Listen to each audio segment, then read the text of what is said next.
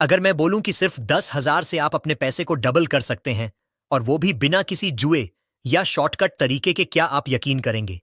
आज मैं आपको एक ऐसा तरीका बताऊंगा जहां कैलकुलेशन साफ दिखाएगा कि कैसे पैसा 10,000 से 20,000 तक पहुंचता है। लेकिन जवाब वीडियो के एंड में मिलेगा, तो ध्यान से देखिएगा। अक्सर लोग सोचते हैं क्रिप्टो से जल्दी पैसा बनता है, पेनी स्टॉक से जैकपॉट निकलता है, चिट फंड से डबल स्कीम में पैसा बन जाता है। लेकिन सच्चाई यह है कि इन रास्तों में रिस्क इतना बड़ा है कि 10,000 कहीं 2,000 न बन जाए। तो सवाल यह है कि बिना रिस्क और सेफ तरीके से डबल कैसे किया जाए। स्टेप 1, कई लोग रॉन्ग कैलकुलेशन करते हैं। एफडी में 10,000 का 7% पर ईयर मिलता है, यानी एक साल बाद 10,700 और 2 साल बाद 11,449, सिर्फ 1,449 का ही प्रॉफिट, यानी पैसे फिर भी डबल नहीं हुए।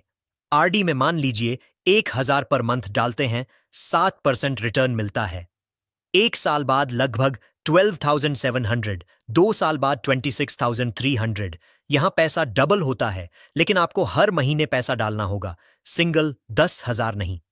अब डायरेक्ट स्टॉक में देखते हैं। हो सकता है 10,000 से 20,000 एक साल में, लेकिन हो सकता है 10,000 से 5,000 भी हो जाए।